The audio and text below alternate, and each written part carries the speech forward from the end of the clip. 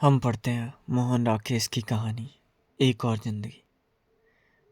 और उस एक क्षण के लिए प्रकाश के हृदय की धड़कनें जैसे रुकी रही। कितना विचित्र था वह क्षण, आकाश से टूटकर गिरे हुए नक्षत्र जैसा। कोहरे के वक्ष में एक लकीर सी खींचकर वह क्षण सहसा प्रतीत हो गया। कोहरे में से गुजर कर जाती हुई आकृतियों को उसने एक बार फिर से ध्यान से देखा। क्या यह संभव था कि व्यक्ति की आंखें इस हद तक उसे धोखा दे दे? तो जो कुछ वह देख रहा था वह यथार्थ ही नहीं था।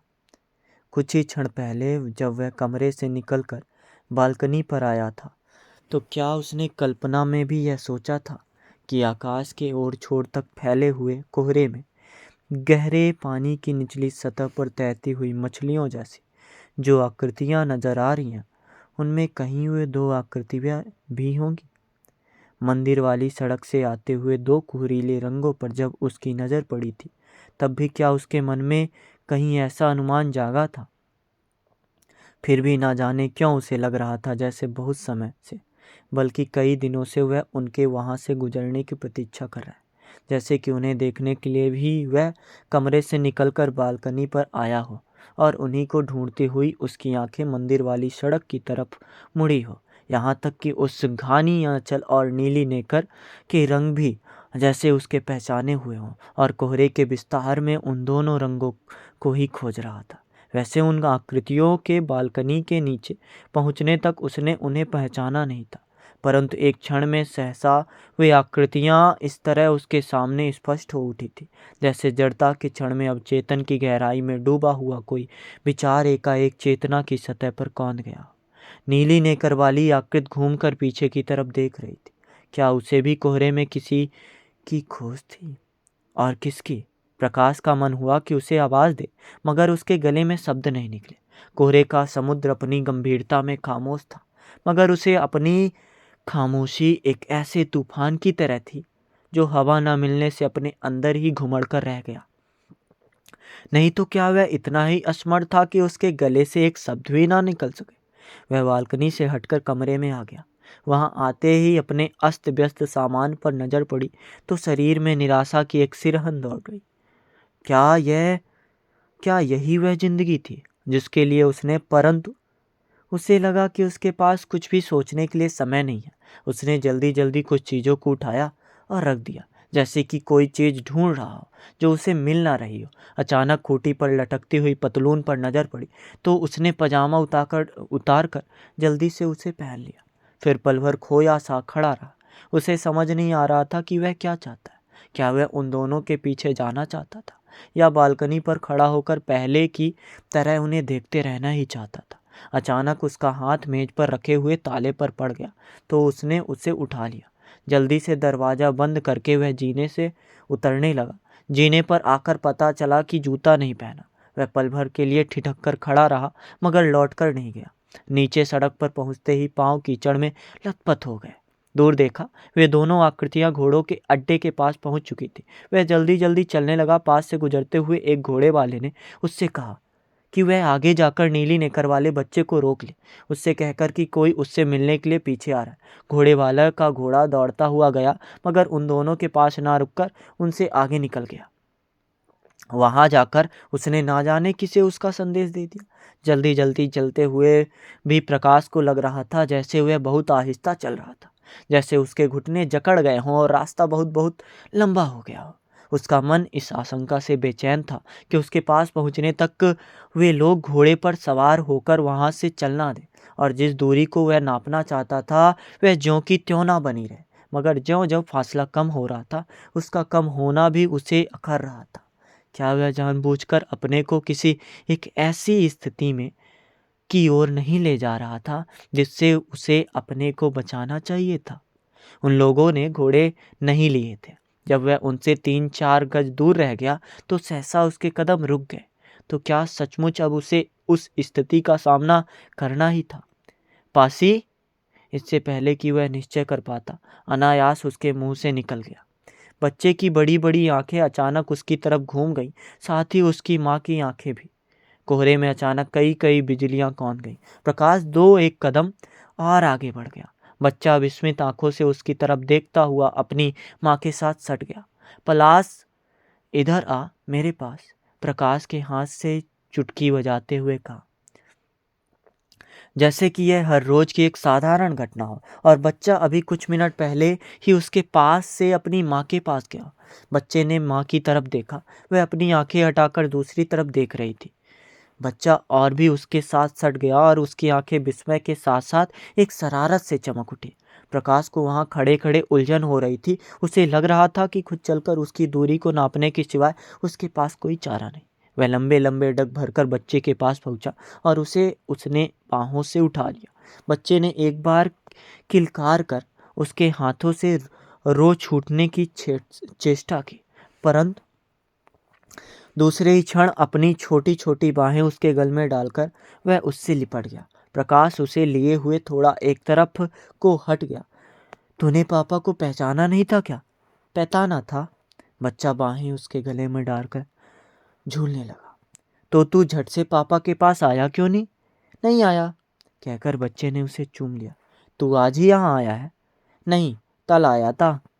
रहेगा या आज ही लौट जाएगा? अभी 3 दिन रहूंगा। तो पापा के पास मिलने आएगा ना? आऊंगा। प्रकाश ने एक बार उसे अच्छी तरह अपने साथ सटाकर चूम लिया तो बच्चा चिल्लाकर उसके माथे, आंखों और गालों को जगह जगह चूमने लगा। कैसा बच्चा है? पास खड़ एक कश्मीरी मजदूर ने सिर हिलाते हुए कहा। तुम कहाँ लेते हो?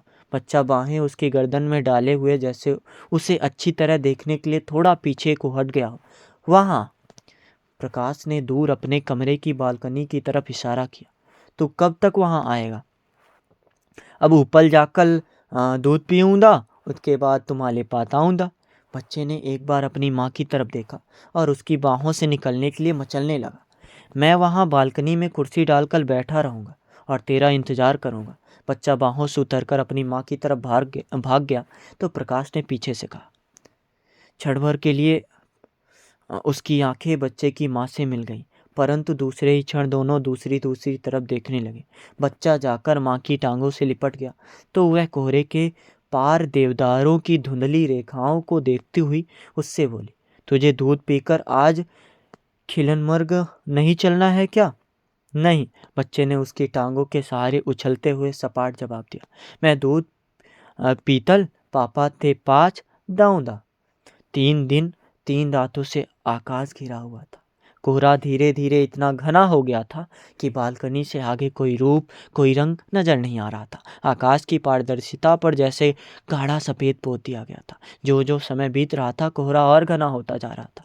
कुर्सी पर बैठे हुए किसी क्षण महसूस होने लगता था जैसे वह बालकनी पहाड़ियों से घिरे हुए खुले विस्तार में ना होकर अंतरिक्ष के किसी रहस्यमय प्रदेश में बनी हो। नीचे और ऊपर केवल आकाश ही आकाश हो, जिसके अतल में बालकनी की सत्ता एक अपने आप में पूर्ण और स्वतंत्र लोक की तरह। उसकी आंखें इस तरह एकटक सामने की तरफ देख रही थी जैसे आकाश में और कोहरे में उसे कोई अर्थ ढूंढना हो, अपनी बालकनी के वहां होने के रहस्य को जानता हो। हवा से कोहरे के बादल कई कई रूप लेकर इधर से उधर भटक रहे थे, अपनी गहराई में फैलते और सिमटते हुए अपनी था नहीं पा रहे थे। बीच में कहीं कहीं देवदारों की फुनगियां एक हरी लकीर की तरह निकली हुई थी। कोहरे के आकाश पर लिखी गई थी एक अस्त व्यस्त लिपि जैसी। देखते देखते वह लकीर भी गुम हो जाती थी। कोहरे का हाथ उसे रहने देना नहीं चाहता। लकीर को मिटते देखकर स्नायुओं में एक तनाव सा आ रहा था, जैसे किसी भी तरह वह उस लकीर को मिटने से बचा लेना चाहता है। परंतु जब एक बार लकीर मिटकर बाहर नहीं निकली तो उसने सिर पीछे को डाल दिया और खुद भी कोहरे में कोहरा होकर पड़ रहा।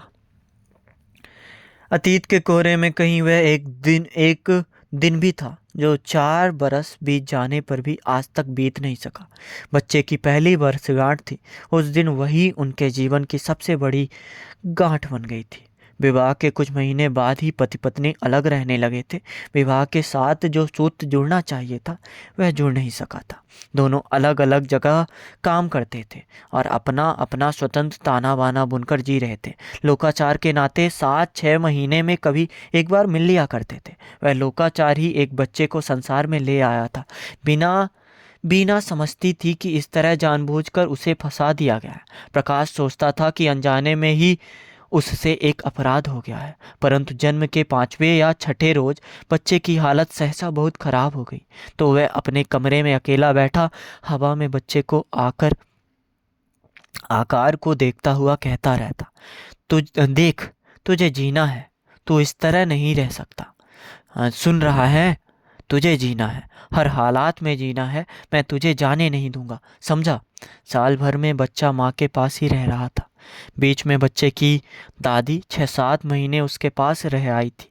एक पहली वर्षगांठ पर बीना ने लिखा था कि वह बच्चे को लेकर अपने पिता के यहाँ लखनऊ जा रही है, वहीं पर बच्चे के दिन की पार्टी करेगी। प्रकाश ने उसे ताड़ दिया था कि वह भी उस दिन लखनऊ आएगा। अपने एक मित्र के यहाँ हजरतगंज में ठहरे जा, अच्छा होगा कि पार्टी वहीं पर की जाए। लखनऊ के कुछ मित्रों को भी उसने सूचित कर दिया था कि उसके बच्चे की वर्षगांठ के अवसर पर वे उसके साथ चाय पीने के लिए आए। उसने सोचा था कि बीना उसे स्टेशन पर मिल जाएगी, परंतु वह नहीं मिली थी। हजरतगंज पहुंचकर नहा धो चुकने के बाद उसने बीना के पास संदेश भेजा कि वह वहां पहुंच गया है। कुछ लोग 4:30-5 बजे चाय पर आएंगे, इसलिए वह उस समय तक बच्चे को लेकर अवश्य वहां पहुंच जाए। परंतु 5 बजे, 6 बजे, 7 बज गए, बीना बच्चे को लेकर नहीं आई। दूसरी बार संदेश भेजने पर पता चला कि वहां उन लोगों की पार्टी चल रही है। बीना ने कहला भेजा कि बच्चा 8 बजे तक खाली नहीं होगा, इसलिए वह उस समय उसे लेकर नहीं आ सकती। प्रकाश ने अपने मित्रों को चाय पिलाकर विदा कर दिया। बच्चे ने के लिए खरीदे हुए उपहार बीना के पिता के यहाँ भेज दिए। साथ में यह संदेश भी भेजा कि बच्चा जब भी खाली हो उसे थोड़ी देर के लिए उसके पास भेज दिया जाए। परंतु 8 के बाद 9 बजे, 10 बजे, 12 बज गए, पर बीना ना तो बच्चे को लेकर ही आई, ना ही उसने उसे किसी और के साथ भेजा। प्रकाश रात भर सोया नहीं, उसके दिमाग को जैसे कोई छेनी से छीलता रहा। सुबह उसने फिर बीना के पास संदेश भेजा। इस बार बीना बच्चे को लेकर आ गई थी। उसने बताया कि रात को पार्टी देर तक चलती रही, इसलिए उसका आना संभव नहीं था। अगर वास्तव में उस बच्चे से प्यार था तो उसका कर्तव्य था कि वह अपने उपहार लेकर खुद उनके यहाँ पार्टी में आ जाता। उस दिन सुबह से आरंभ हुई बात आधी रात तक चलती रही। प्रकाश बार बार कहता रहा, बीना, मैं इस बच्चे का पिता हूँ। पिता होने के नाते मुझे यह अधिकार तो है ही कि मैं बच्चे को अपने पास बुला सकूं। परंतु बीना का उत्तर था, आपके पास पिता का दिल होता तो क्या आप पार्टी में ना आते?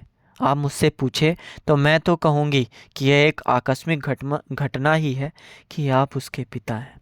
बीना, वह फटी फटी आंखों से उसके चेहरे की तरफ देखता रह गया। तुम बताओ, तुम चाहती क्या? कुछ भी नहीं। मैं आपसे क्या चाहूँगी? तुमने सोचा है कि इस बच्चे के भविष्य का क्या होगा? जब हम अपने ही भविष्य के बारे में नहीं सोच सकते तो इसके भविष्य के बारे में क्या सोचेंगे?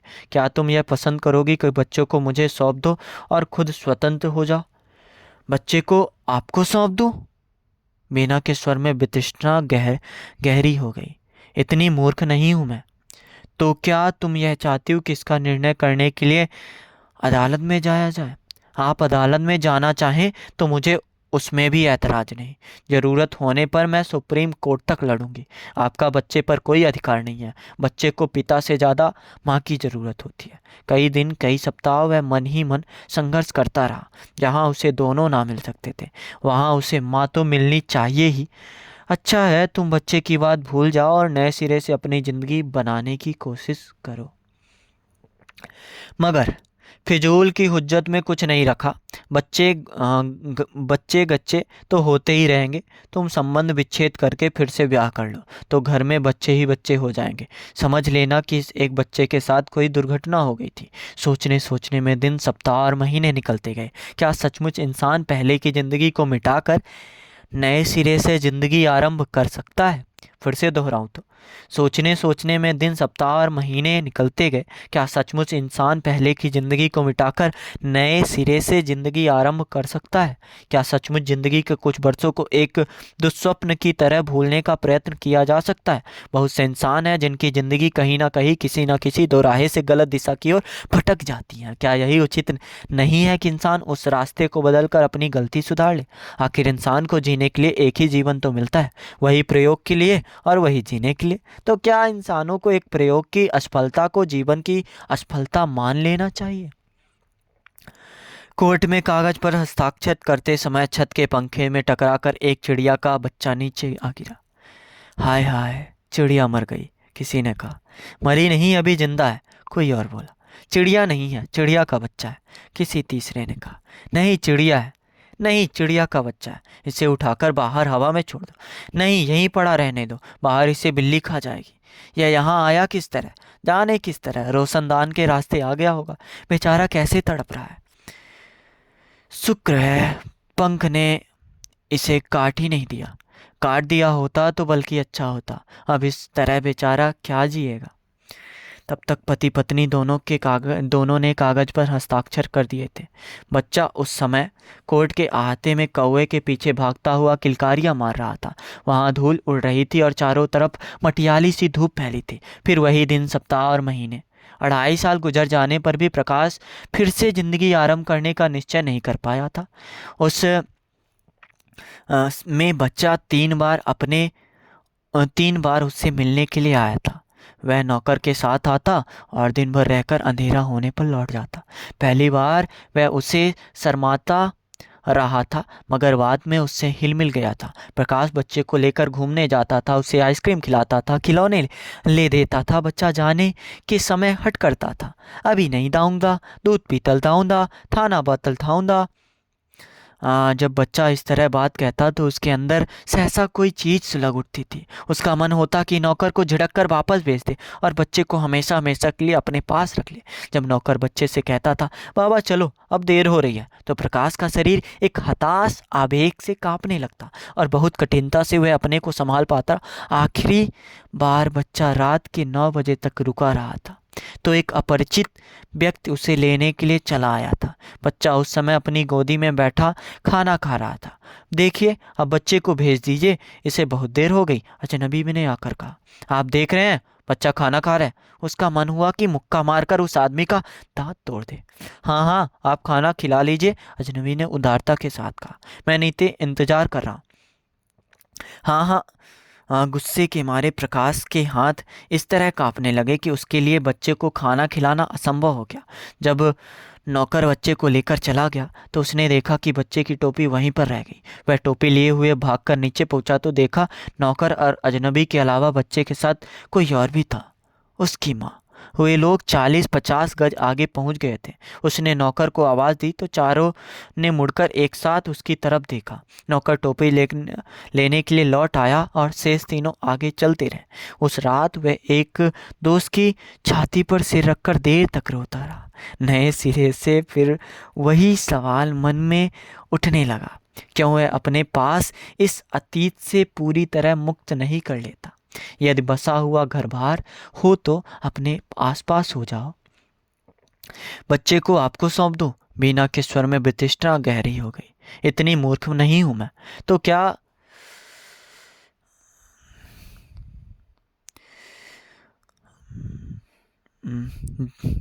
जब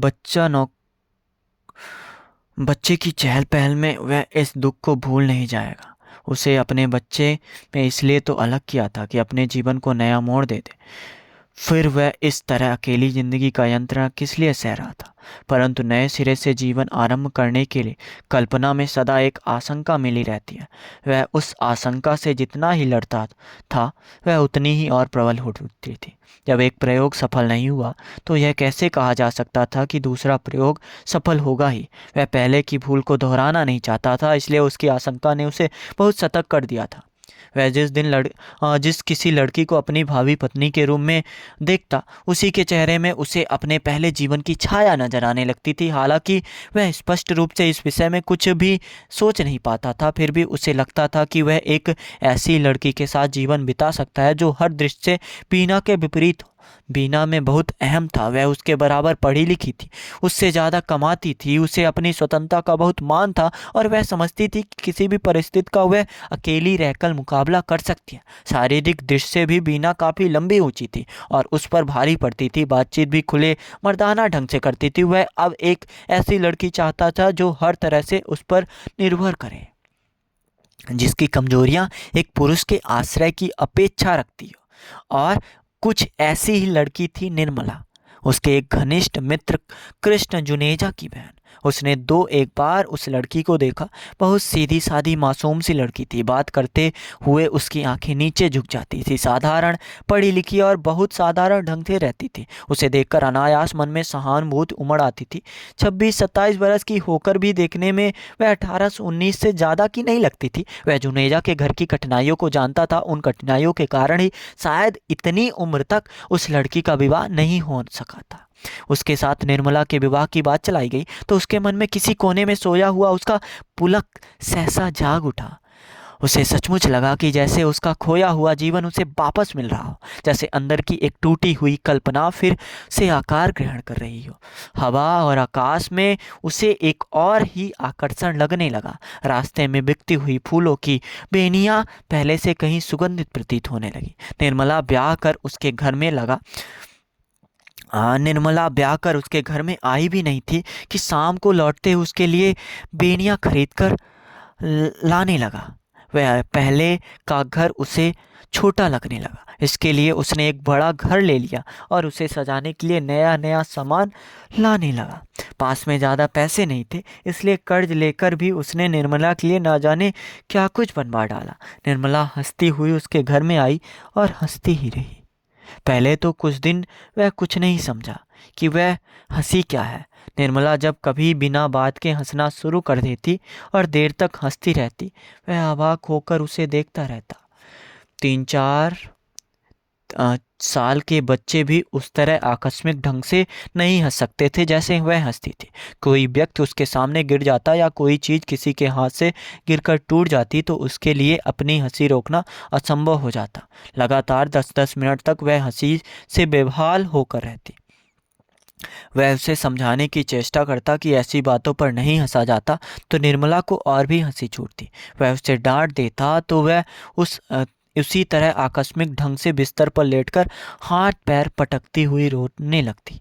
चिल्ला चिल्ला कर अपनी मरी हुई माँ को पुकारने लगती और अंत में बाल बिखेरकर और देवी का रूप धारण करके घर भर को साफ देने लगती। कभी अपने कपड़े फाड़कर इधर उधर छिपा देती और गहने जूते के अंदर संभाल देती। कभी अपनी बाह पर फोड़े की कल्पना करके वह 2-2 दिन उसके दर्द से कराती रहती और फिर सहसा स्वस्थ होकर कपड़े धोने लगती और सुबह से शाम तक कपड़े ही धोती रहती। जब मन शांत होता तो मुंह गोल किए हुए अंगूठा चूसने लगती। उठते बैठते खाते पीते प्रकाश के सामने निर्मला की तरह तरह रूप आपते रहते और उसका मन एक अंधे कुएं में गिरने लगता। रास्ते पर चलते हुए उसके चारों ओर तरफ एक शून्य सा घिर आता तो वह कई बार भौचक्का सड़क के किनारे खड़ा होकर सोचने लगता कि वह घर से क्यों आया है और कहाँ जा रहा है। उसका किसी से भी मिलने और कहीं भी जाने आने का मन ना होता। उसका मन जिस शून्य में भटकता रहता, उसमें कई बार उसे एक बच्चे की किलकारियाँ सुनाई देने लगती थी और वह बिल्कुल जड़ होकर देर देर तक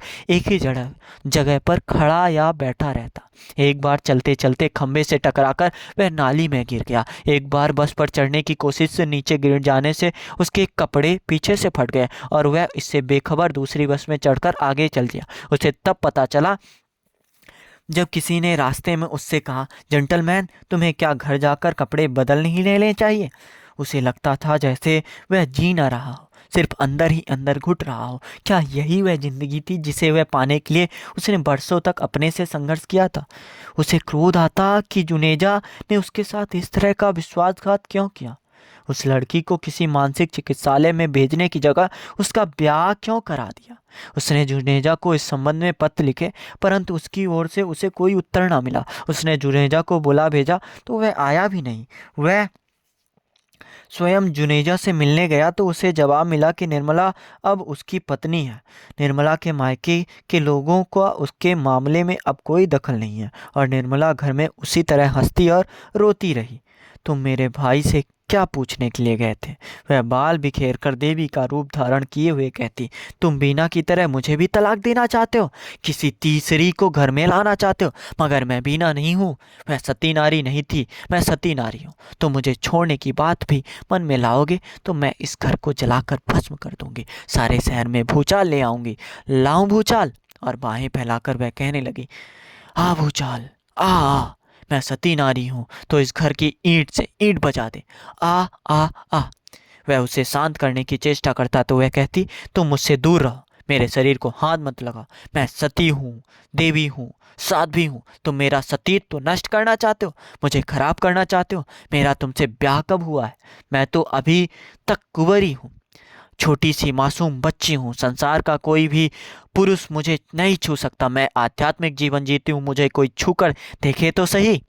और बाल बिखेरे हुए इसी तरह बोलती, कभी वह घर की छत पर पहुंच जाती, कभी बाहर निकलकर घर के आसपास चक्कर काटने लगती। प्रकाश ने दो एक बार होठों पर हाथ रखकर उसका मुंह बंद कर देना चाहा तो वह और भी जोर से चिल्ला उठती, तुम मेरा मुंह बंद करना चाहते हो, मेरा गला घोटना चाहते हो, मुझे मारना चाहते हो। तुम्हें पता है मैं साक्षात देवी हूँ। मेरे भाई, मेरे चार शेर हैं, वे तुम्हें नोच कर खा जाएंगे। उन्हें पता है उसकी बहन देवी का स्वरूप है, कोई मेरा बुरा चाहेगा तो मैं उसे उठाकर ले जाएंगे और काल कोठरी में बंद कर देंगे। मेरे बड़े भाई ने अभी अभी नई कार ली है, मैं उससे चिट्ठी लिख दूं तो वह अभी कार लेकर आएगा और हाथ पैर बांध कर तुम्हें कार में डाल कर ले जाएगा। 6 महीने बंद रखेगा फिर छोड़ेगा। तुम्हें पता नहीं है वे चारों के चारों शेर कितने जालिम हैं।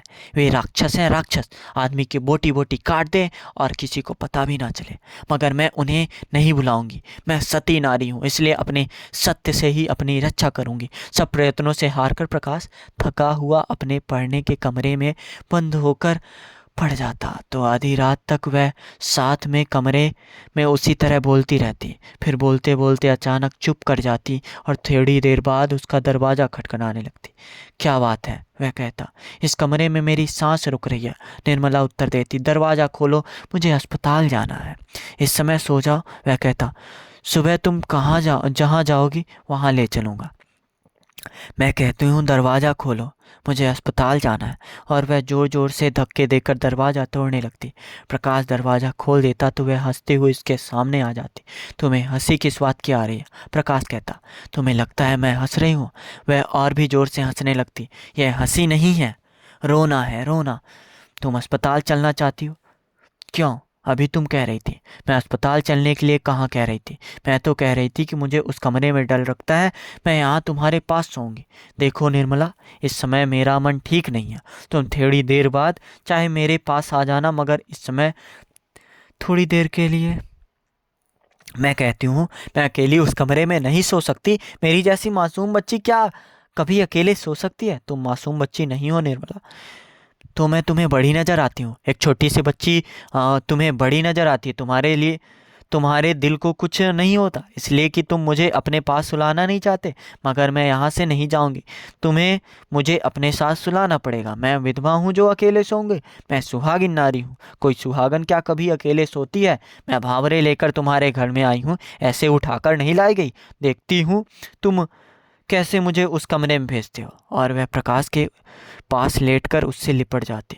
कुछ देर में जब उसके स्नायु शांत हो जाते तो वह लगातार उसे चूमती हुई कहती, मेरा सुहाग, मेरा चांद, मेरा राजा, मैं तुम्हें कभी अपने से अलग रख सकती हूँ? तुम मेरे साथ एक 36 बरस की उम्र तक जियोगे। तुम मेरे साथ 136 बरस की उम्र तक जियोगे। मुझे यह वर मिला हुआ है कि मैं 136 वर्ष की उम्र तक सुहागिन रहूंगी। जिसकी भी मुझसे शादी होगी वह 136 वर्ष की उम्र तक जीता रहेगा। तुम देख लेना मेरी बात सच्ची निकलती है या नहीं। मैं सती नारी हूँ और सती नारी के मुंह से निकली हुई बात कभी झूठी नहीं हो सकती। तुम सुबह मेरे साथ अस्पताल चलोगी? प्रकाश कहता। क्यों, मुझे क्या हुआ है? मैं अस्पताल क्यों जाऊंगी?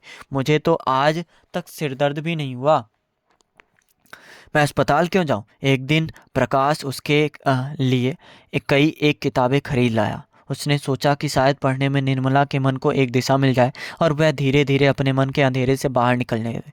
मगर निर्मला ने उन किताबों को देखा तो मुंह बिचकाकर एक तरफ हटा दिया। ये किताबें तुम्हारे पढ़ने के लिए लाया हूँ, प्रकाश ने कहा। मेरे पढ़ने के लिए? निर्मला ने आश्चर्य से बोली।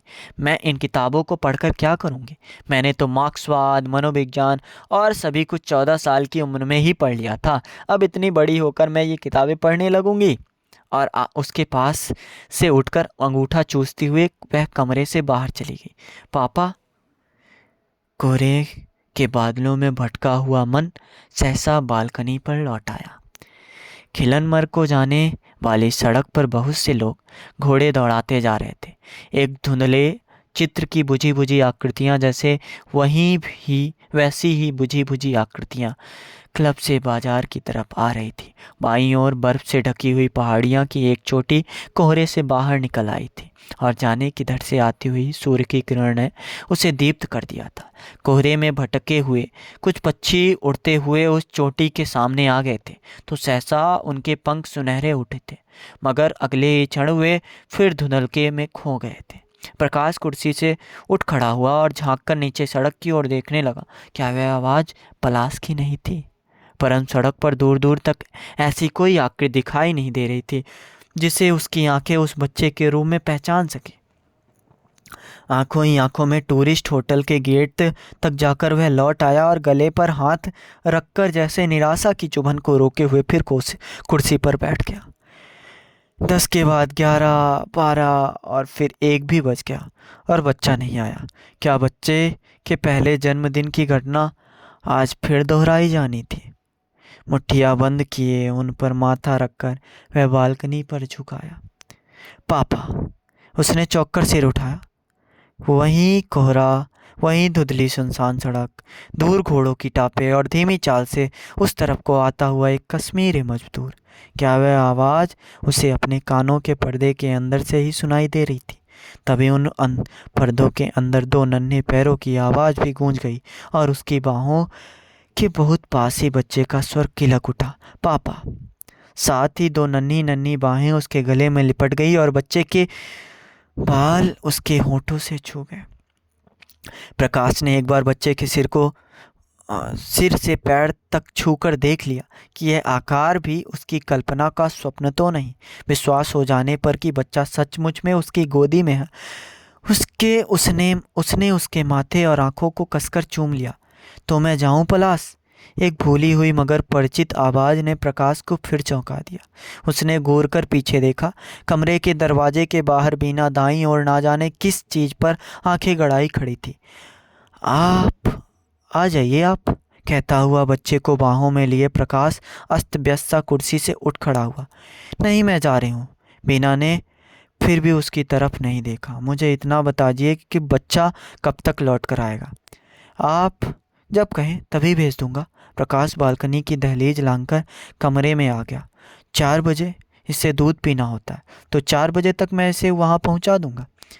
इसने हल्का सा स्वेटर ही पहन रखा है, दूसरे पुलोवर की ज़रूरत तो नहीं पड़ेगी। आप दे दीजिए, ज़रूरत पड़ेगी तो मैं इसे पहना दूंगा। बीना ने दहलीज के उस तरफ ही पुलोवर उसकी तरफ बढ़ा दिया। उसने पुलोवर लेकर उसे साल की तरह बच्चे को उड़ा दिया। आप, उसने बीना से कहना चाहा कि अंदर आ जाए, उससे कहा नहीं गया। बीना चुपचाप जीने की तरफ चल दी। प्रकाश कमरे से निकल आया। जीने से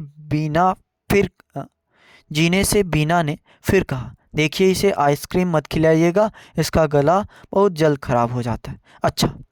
बीना पल भर रुकी रही। शायद उसे और भी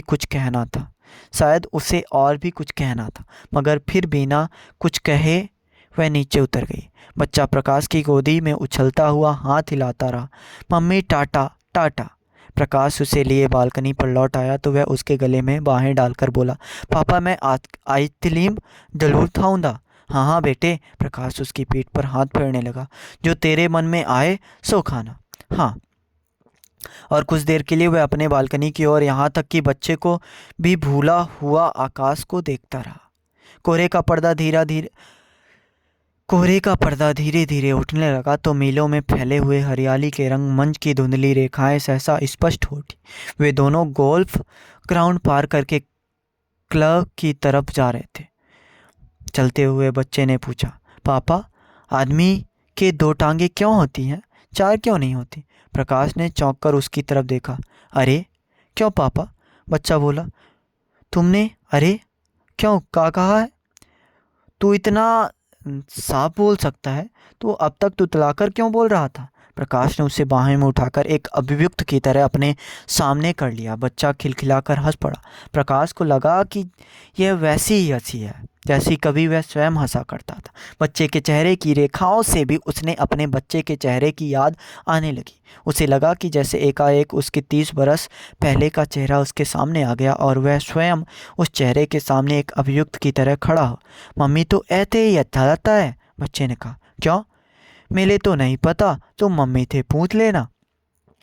तेरी मम्मी तेरे को जोर से हंसने से भी मना कर दिया। प्रकाश को वो दिन याद आ रहे थे जब उसे उसके खिलखिलाकर हंसने पर बीना कानों पर हाथ रख लिया करती थी। बच्चे की बाहें उसके गर्दन के पास कस गई। हाँ, वह बोला, मम्मी कहती है अच्छे बच्चे छोलछे नहीं अच्छे।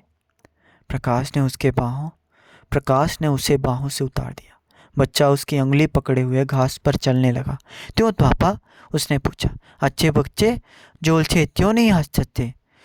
हंसते हैं बेटे, प्रकाश ने उसके सिर को सहलाते हुए कहा। सब अच्छे बच्चे जोर से हंसते हैं। तो मम्मी मेले तो क्यों तो लोटती है? नहीं रोकती बेटे, अब वह तुझे नहीं रोकेगी और तू तुतलाकर नहीं, ठीक से बोला कर। तेरी मम्मी तुझे इसके लिए नहीं मना करेगी। मैं उससे कह दूंगा। तो तुमने पहले मम्मी से क्यों नहीं कहा? ऐसे नहीं कह कि तुमने पहले मम्मी से क्यों नहीं कहा? बच्चा फिर से हंस दिया। तो तुमने पहले मम्मी से क्यों नहीं कहा? मुझे याद नहीं रहा, अब याद से कह दूंगा। कुछ देर दोनों चुपचाप चलते रहे। फिर बच्चे ने पूछा, पापा तुम मेरे जन्मदिन की पार्टी में क्यों नहीं आए? मम्मी कहती थी तुम विलायत गए हुए थे। हाँ बेटे, मैं विलायत गया हुआ था। तो पापा तुम फिर से विलायत नहीं जाना? क्यों? मेरे को अच्छा नहीं लगता। विलायत जाकर तुम्हारी शक्ल और ही तरह की हो गई है। प्रकाश एक रूखी सी हंसी हंसा और बोला, कैसी हो गई है शक्ल? पता नहीं कैसी हो गई शक्ल। पहले दूसरी तरह की थी, अब दूसरी तरह की है। दूसरी तरह की कैसे? पता नहीं, पहले तुम्हारे बाल काले काले थे, अब सफ़ेद सफ़ेद हो गए। तू इतने दिन मेरे पास नहीं आया इसलिए मेरे बाल सफ़ेद हो गए। बच्चा इतनी ज़ोर से हंसा कि उसके कदम लड़खड़ा गया। अरे पापा, तुम तो विलायत गए हुए थे, उसने कहा। मैं तुम्हारे पास कैसे आता? मैं अकेला विलायत जा सकता हूँ? क्यों नहीं जा सकता? तू इतना बड़ा तो है। मैं सचमुच इतना बड़ा हूँ ना पापा? बच्चा ताली बजाता हुआ बोला। तुम यह बात भी मम्मी से कह देना। वह कहती है मैं अभी बहुत छोटा हूँ। मैं छोटा नहीं हूँ ना पापा? नहीं, तू छोटा कहाँ है, कहकर प्रकाश मैदान में दौड़ने लगा। तू भागकर मुझे पकड़। बच्चा अपनी छोटी छोटी टांगें पकड़ पटकता हुआ दौड़ने लगा। प्रकाश को फिर अपने बचपने की बात याद आ गई। तब उसके दौड़ते देखकर एक बार किसी ने कहा था, अरे यह बच्चा कैसे टांगे पटक पटक कर दौड़ता है, इसे ठीक से चलना नहीं आता है क्या? बच्चे की उंगली पकड़े हुए प्रकाश क्लब के बाथरूम में दाखिल हुआ तो बार बार मैन अब्दुल्ला उसे देखते ही दूर से मुस्कुराया। साहब के लिए 2 बोतल बियर, उसने पास खड़े वेरे से कहा। साहब आज अपने एक मेहमान के साथ आया है, बच्चे के लिए एक गिलास पानी दे दो। प्रकाश ने काउंटर के पास पहुंचकर कहा। इसे प्यास लगी है, खाली पानी। अब्दुल्ला बच्चे के गालों को प्यार से सहलाने लगा। और सब दोस्तों को साहब बियर पिलाता है और इस बेचारे बच्चे को खाली पानी। और ठंडे पानी की बोतल खोलकर वह गिलास में पानी डालने लगा। जब वह गिलास बच्चे के मुंह के पास ले गया तो बच्चे ने वह उसके हाथों से ले लिया। मैं अपने आप पीऊँगा, उसने कहा। मैं छोटा थोड़ी हूँ, मैं तो बड़ा हूँ। अच्छा तू बड़ा है, अब्दुल्ला हंसा। तब तो तुझे पानी देकर मैंने गलती की। बड़े लोगों को तो मैं बियर पिलाता हूँ। बियर क्या होता है? बच्चे ने मुंह से गिलास हटाकर पूछा। बियर होता नहीं है, होती है। अब्दुल्ला ने झुककर उसे चूम लिया। तुझे पिलाऊं क्या? नहीं, कहकर बच्चे ने अपनी बाहें प्रकाश की तरफ फैला दी।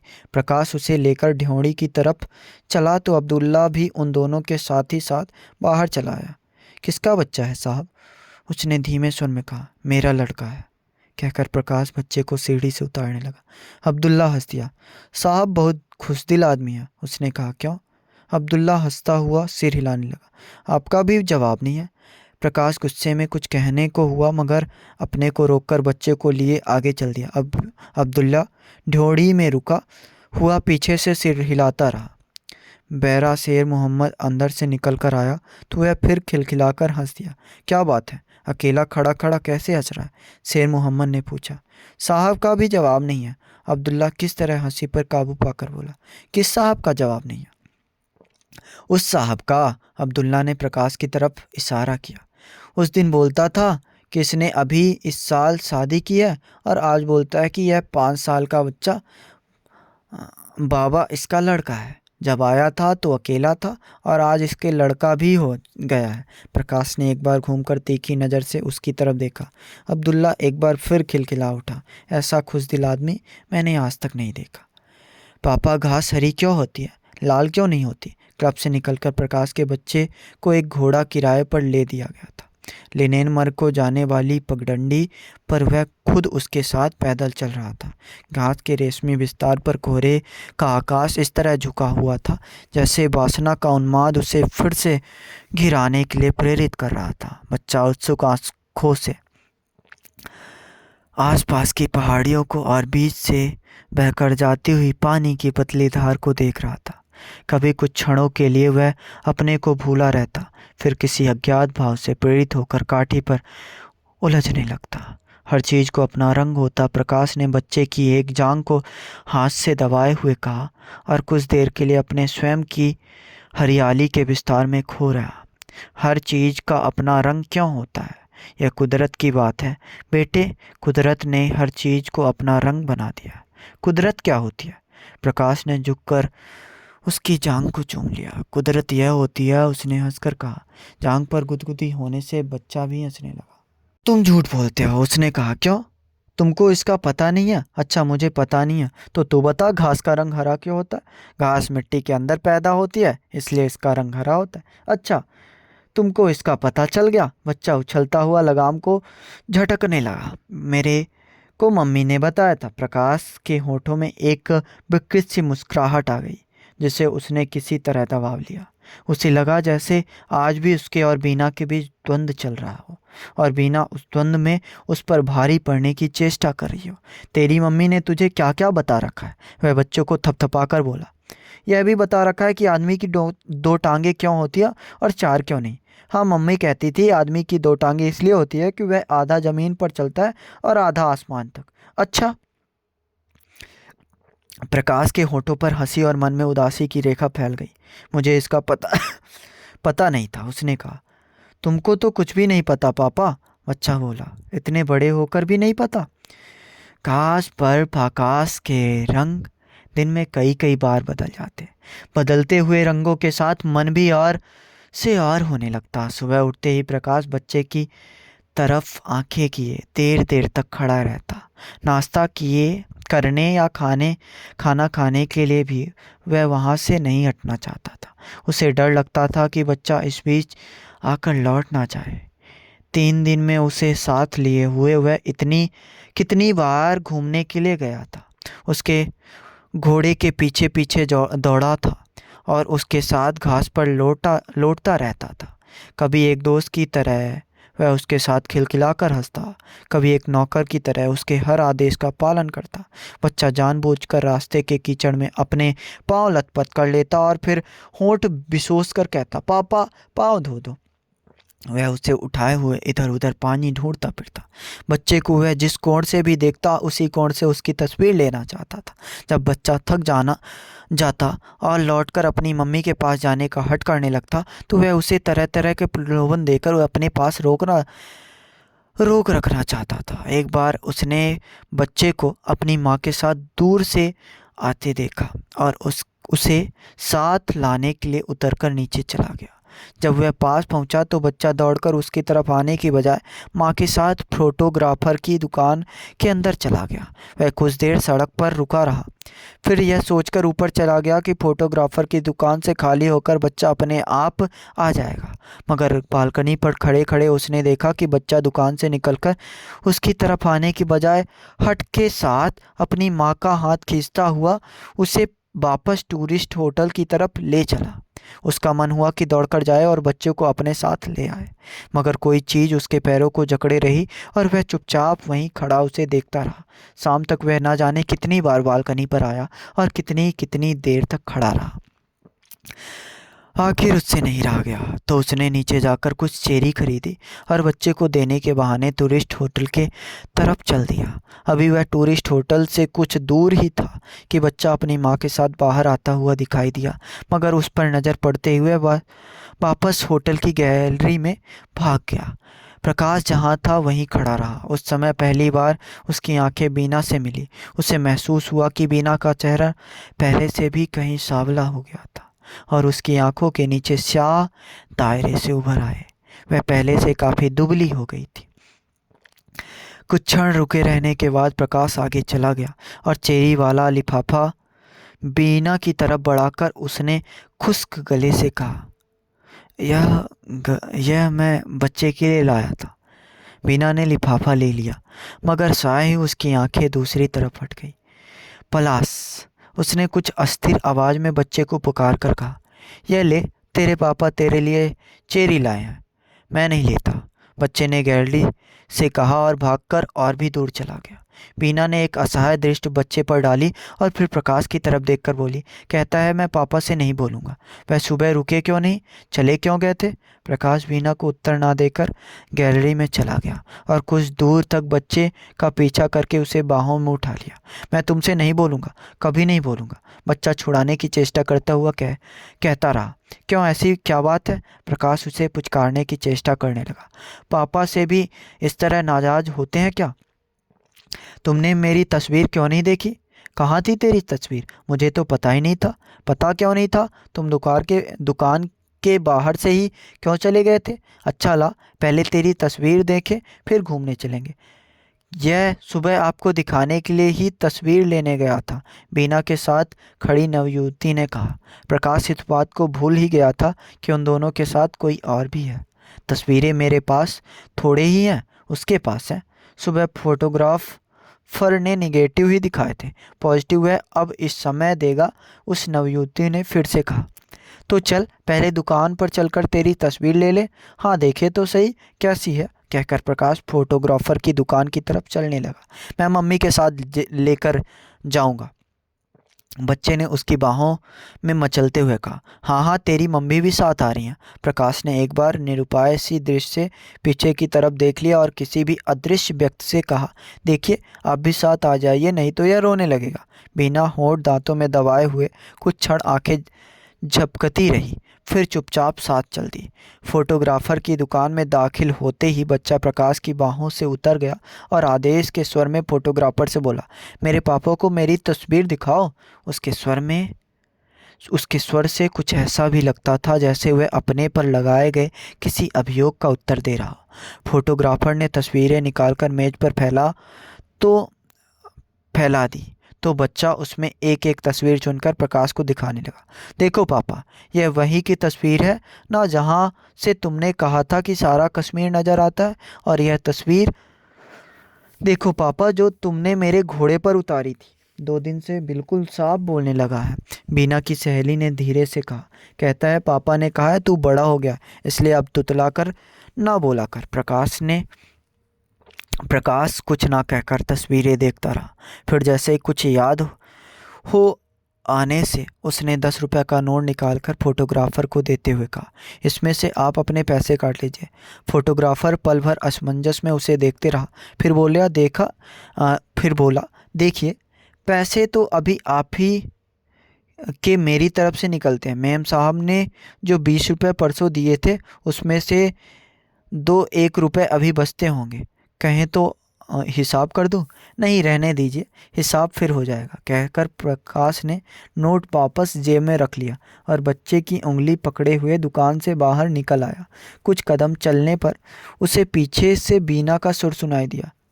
यह आपके साथ घूमने जा रहा है क्या? हाँ, प्रकाश ने चौंक कर पीछे देख लिया।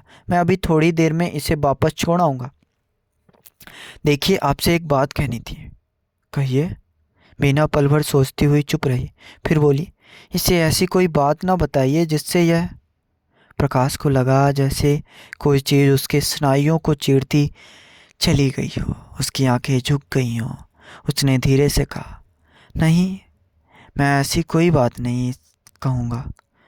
उसे खेद होने लगा कि एक दिन पहले जब बच्चा हट करने को कह रहा था कि पापा और पिताजी एक ही व्यक्ति को नहीं कहते, पापा पापा को कहते हैं, पिताजी मम्मी के पापा को कहते हैं, तो वह क्यों उसकी गलत फैमिली दूर करने का प्रयत्न करता रहा था। वह बच्चे के साथ अकेला क्लब की सड़क पर चलने लगा था तो कुछ दूर जाकर बच्चा सहसा रुक गया। हम कहाँ जा रहे हैं पापा? उसने पूछा। पहले क्लब चल रहे हैं, प्रकाश ने कहा, वहाँ से घोड़ा लेकर आगे घूमने जाएंगे। नहीं, मैं वहाँ उस आदमी के पास नहीं जाऊँगा, कहकर बच्चा सहसा पीछे की तरफ चल दिया। किस आदमी के पास? वह जो वहाँ क्लब पर था। मैं उसके हाथ से पानी भी नहीं पीऊँगा। क्यों? मुझे वह आदमी अच्छा नहीं लगता। प्रकाश पल भर बच्चे के चेहरे को देखता रहा, फिर वह भी वापस चल दिया। हाँ, उस आदमी के पास नहीं चलेंगे, उसने कहा। मुझे भी वह आदमी अच्छा नहीं लगता। बहुत दिनों के बाद उसे रात प्रकाश को गहरी नींद आई, एक ऐसी विस्मित सी नींद जिसमें स्वप्न दुस्वप्न कुछ ना हो। उसके लिए लगभग भूली हुई चीज़ हो चुकी थी। फिर भी जागने पर उसने अपने में एक ताजगी का अनुभव नहीं हुआ। अनुभव हुआ एक खालीपन का ही, जैसे कि कोई चीज़ उसके अंदर उफनती रही हो, जो गहरी नींद सो लेने से चूक गई हो। रोज की तरह उठकर वह बालकनी पर गया। देखा आकाश साफ है। रात को सोया था तो वर्षा हो रही थी, परंतु उस धुले निखरे हुए आकाश को देखकर आभास तक नहीं होता कि कभी वहाँ बादलों का अस्तित्व भी था। सामने की पहाड़ियाँ सुबह की धूप में नहाकर बहुत उजली हो रही थी। प्रकाश कुछ देर वहाँ खड़ा रहा, अंतर्निहित और विचारहीन। फिर सहसा दूर के छोर में उठते हुए बादलों की तरह उसे कोई चीज़ अपने में उमड़ती हुई प्रतीत हुई और उसका मन एक अज्ञात आशंका से सिहर गया। तो क्या वह बालकनी से हटाया? पिछली शाम को बच्चे ने बताया था कि उसकी मम्मी कह रही थी, दिन साफ हुआ तो सुबह वे लोग वहाँ से चले जाएंगे। रात को जिस तरह वर्षा हो रही थी उससे सुबह तक आकाश के साफ होने की कोई संभावना नहीं लगती थी, इसलिए सोने के समय उसका मन इस ओर से लगभग निश्चिंत था। परंतु रात रात में आकाश का दृश्यपट बिल्कुल बदल गया था। तो क्या सचमुच आज ही उन लोगों को वहाँ से चले जाना था? उसने कमरे के बिखरे हुए सामान को देखा।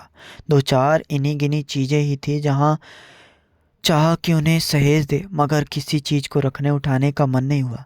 बिस्तर को देखा जिसमें रोज से बहुत कम सलवटें पड़ी थी। लगा जैसे कि रात गहरी नींद के लिए वह बिस्तर ही दोषी ही था, गहरी नींद ही बरसते हुए आकाश के साफ हो जाने के लिए।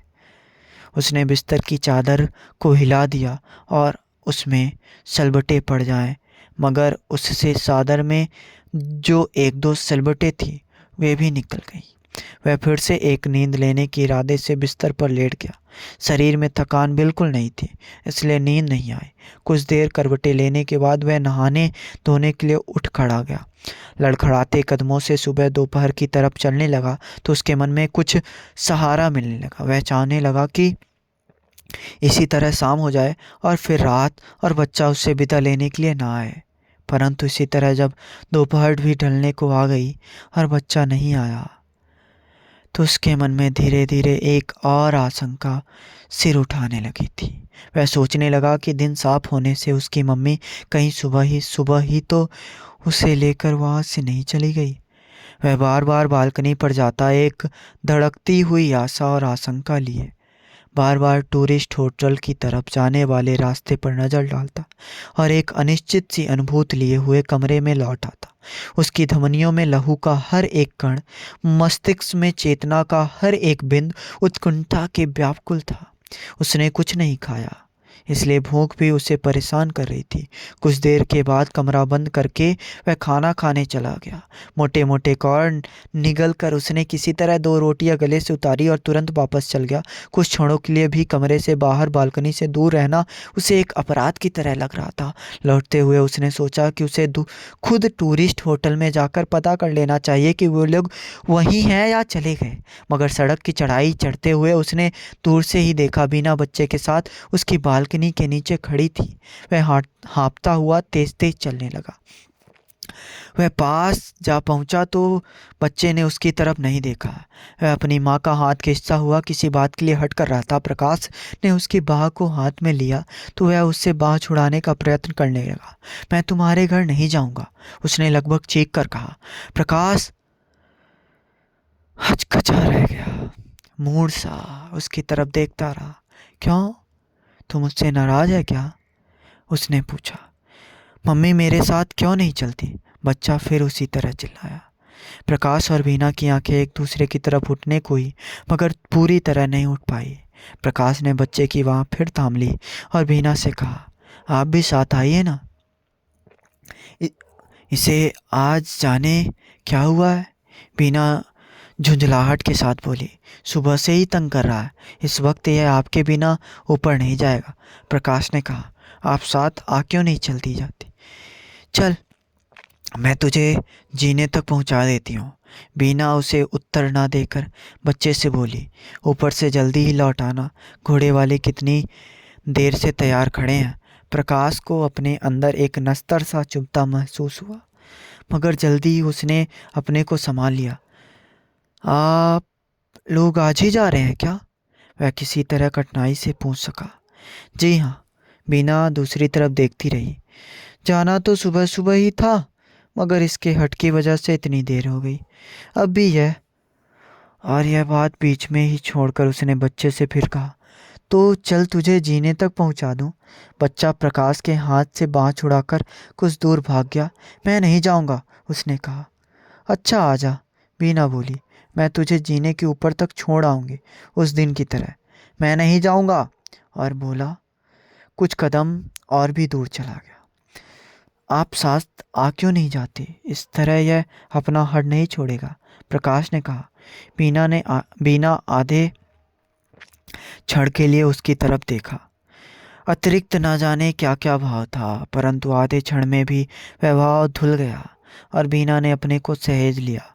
उसके चेहरे पर एक तरह की दृढ़ता आ गई और उसने बच्चे के पास जाकर उसे उठा लिया। तो चल मैं तेरे साथ चलती हूँ, उसने कहा।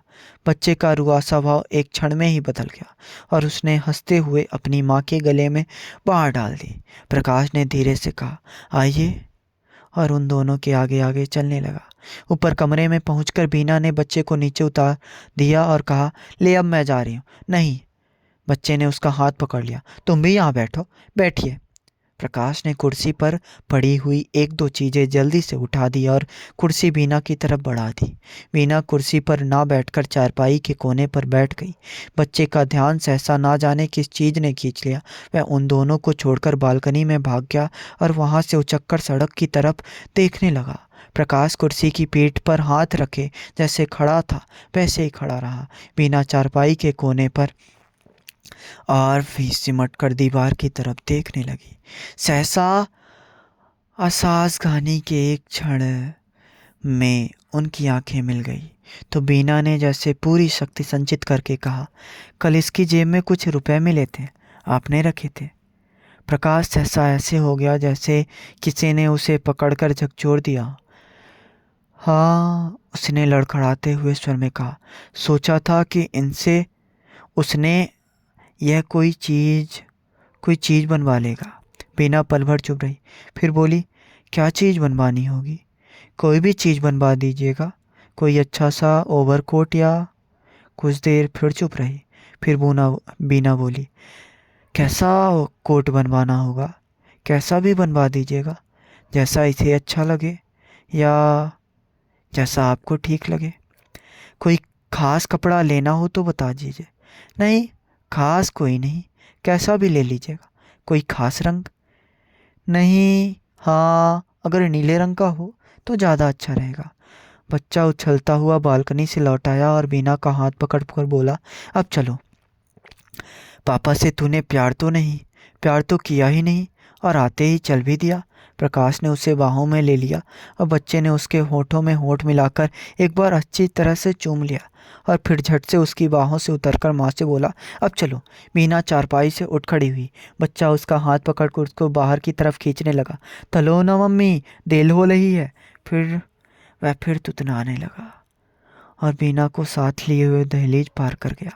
तू जाकर पापा को चिट्ठी लिखेगा ना? प्रकाश ने पीछे से पूछा। लिखूंगा, मगर उसने पीछे मुड़कर नहीं देखा। पीछे मुड़कर देखा एक बार बीना ने और जल्दी से आंखें हटा ली। उसकी आंखों के कोरों में अटके हुए आंसू उसके गालों पर बह आए थे। तूने पापा को टाटा नहीं कहा? उसने बच्चे के कंधे पर हाथ रखे हुए कहा। आंखों की तरफ उसका स्वर भी भीगा हुआ था। टाटा पापा। बच्चे ने बीना की तरफ देखे हाथ हिला दिया और जीने से उतरने लगा। आधे जीने से फिर उसकी आवाज़ आई, पापा का घर अच्छा नहीं है मम्मी, हमारे वाला घर अच्छा है। पापा के घर में तो कुछ भी सामान नहीं है। तू चुप करेगा कि नहीं? बीना ने उसे झिड़क दिया। जो मुंह में आता है बोलता जाता है। नहीं चुप करूँगा, नहीं चुप करूँगा। बच्चे का स्वर फिर रुआसा हो गया और वह तेज तेज कदमों से नीचे उतरने लगा। पापा का घर गंदा है, पापा का घर गंदा है। थू। रात होते होते आकाश फिर गिराया। प्रकाश क्लब के बाथरूम में बैठा एक बार बाद में एक बियर की बोतलें खाली करता रहा। बारमैन अब्दुल्ला लोगों के लिए रम और विस्की का पैक डालता हुआ बार बार कनखियों से उसकी तरफ देख लेता था। इतने दिनों में पहली बार वह प्रकाश को इस तरह पीते देख रहा था। आज लगता है इस साहब ने कहीं से बहुत माल मारा है। उसने एक बार धीमे स्वर से शेर मोहम्मद से कहा, आगे कभी एक बोतल से ज़्यादा नहीं पीता, आज 4-4 बोतलें पीकर भी बस करने का नाम नहीं ले रहा। शेर मोहम्मद ने सिर्फ मुंह बिचका दिया और अपने काम में लगा रहा। प्रकाश की आंखें अब्दुल्ला से मिली तो अब्दुल्ला मुस्कुरा दिया। प्रकाश कुछ क्षण उस तरह उसे देखता रहा और वह इंसान ना होकर एक धुंधला सा साया और अपने सामने का गिलास परे सरकाकर उठ खड़ा हुआ।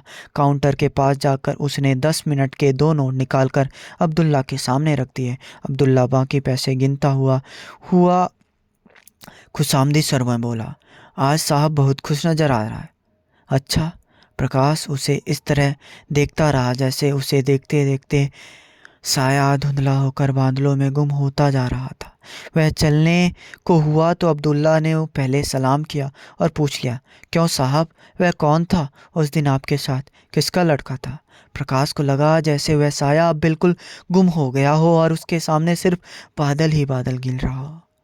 उसने जैसे दूर बादल के गर्भ में देखने की चेष्टा करते हुए कहा, कौन लड़का? अब्दुल्ला पल भर के लिए भौचक्का सा रहा, फिर सहसा खिलखिलाकर हंस पड़ा। तब तो मैंने शेर मोहम्मद को से ठीक ही कहा था। वह बोला, क्या कहा था? कि साहब हमारा तबीयत का बादशाह है, जब चाहे जिस लड़के को अपना लड़का बना ले और जब चाहे। यहाँ गुलमर्ग में तो यह सब चलता है। आप जैसा ही हमारा एक और साहब है। प्रकाश को लगा कि बादल बीच से फट गया और चीलों की कई एक पंक्तियाँ उस दर्रे में होकर दूर उड़ी जा रही थी। वह चाह रहा था कि दर्रा किसी तरह भर जाए जिससे वो आंखों से ओझल हो जाए, मगर दर्रे का मुहाना और बढ़ता जाता रहा। उसके गले में एक अस्पष्ट सी आवाज़ निकल पड़ रही थी और वह अब्दुल्ला की तरफ से आंख हटाकर चुपचाप वहाँ से चल दिया। बस एक बाजी और। अपनी आवाज़ की गूंज प्रकाश को स्वयं बहुत अस्वाभाविक लगी।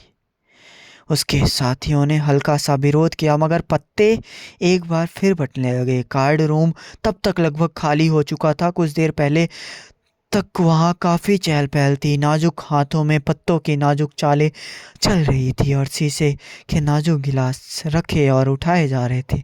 मगर अब आसपास 4-4 खाली कुर्सियों से घिरी हुई चौकोरे मेज़ें बहुत अकेली और उदास लग रही थी। पालिश की चमक के बावजूद उनमें एक वीरानगी आ गई थी। सामने की दीवार में बुखारी की आग भी कब की ठंडी हो गई थी।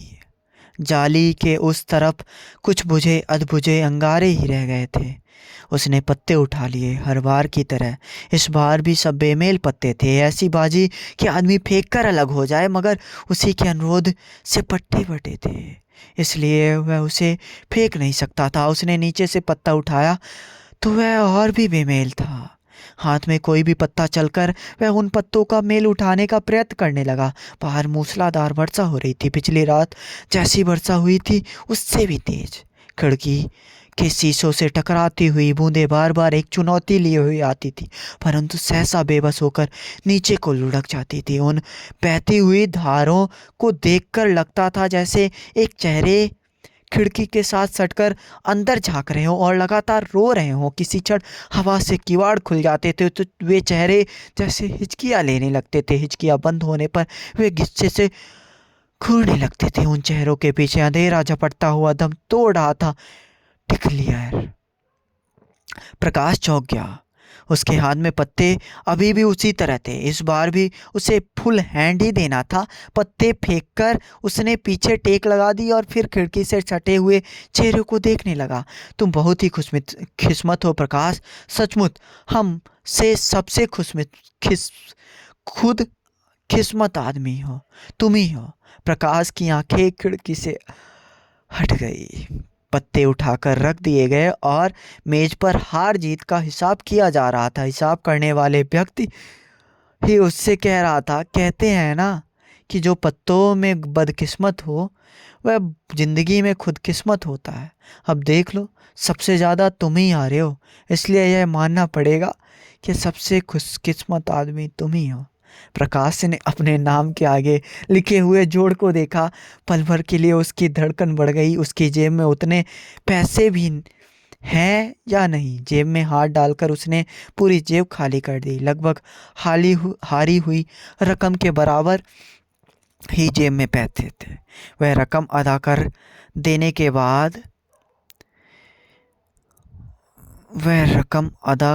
देने के बाद दो एक छोटे छोटे सिक्के ही पास बचे रहे और उनके साथ वह मुचड़ा हुआ अंतर्देशीय पत्र जो शाम की डाक से आया था और जिसे जेब में रखकर वह क्लब आया था। पत्र निर्मला का था।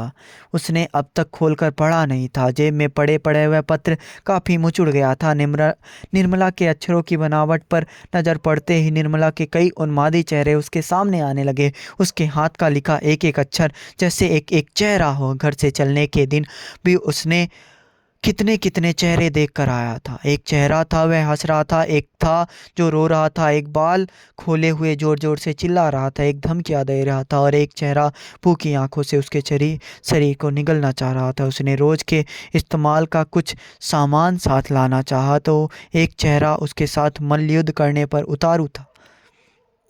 निर्मला, उसने हतप्रभ होकर कहा था, तुम्हें इस तरह गुत्थम गुत्था होते शर्म नहीं आती क्यों? निर्मला हंस दी। मर्द और औरत रात दिन गुत्थम गुत्था नहीं होते क्या? वह बिना एक कमीज तक साथ लिए घर से चला आया था। बनियान, तौलिया, कंघा, कमीज सब कुछ उसने आते हुए रास्ते में खरीदा था। वह सोचने के लिए वह नहीं रुका था कि उसके पास 400-500 रुपए की पूंजी है। वह इस तरह कितने दिन चलेगी? बिछाने ओढ़ाने का सामान भी उसे वहां पहुंचकर ही किराए पर लेना पड़ा था और वहां आने के चौथे पांचवें रोज से ही निर्मला के पत्र आने लगे थे। वह उसके किसी मित्र के यहाँ जाकर उसका पता लगा आई थी। उन पत्रों में भी निर्मला के वे सब चेहरे जो के तो विद्यमान रहते थे। वह सख्त बीमार है और अस्पताल जा रही है। उसके भाई पुलिस में खबर करने जा रहे हैं कि उनका बहनोई लापता हो गया है। वह रात दिन बेचैन रहती है और दीवारों से पूछती है कि उसका चांद कहाँ है। वह जोगिन का वेश धारण करके जंगलों में जा रही है। 2 दिन के अंदर पत्र का उत्तर ना आया तो उसके भाई उसे हवाई जहाज में बिठाकर वहां भेज देंगे। उसके छोटे भाई ने उसे बहुत पीटा कि वह अपने खसम के पास क्यों नहीं जाती। अंतर्देशीय पत्र प्रकाश की अंगुलियों में मसल गया था।